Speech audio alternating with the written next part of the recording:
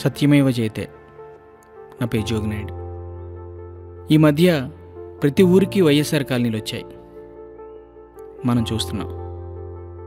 ముందు అవి చూసి ఏదో రాజకీయ ప్రయోజనం కోసం లేక పబ్లిసిటీ లాంటిది అనుకున్నాం.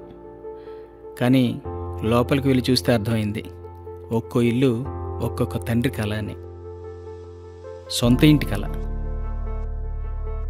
మనలో చాలామందికి సొంత ఇంటి కళ కలగానే మిగిలిపోతుంది.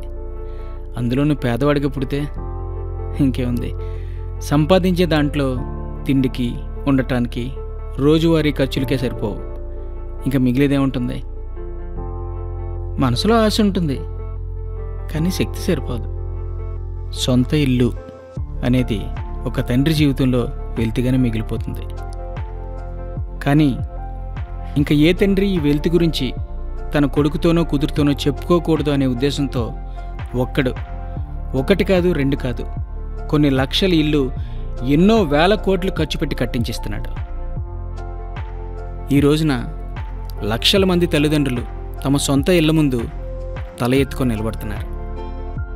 పేదలందరికీ ఇల్లు.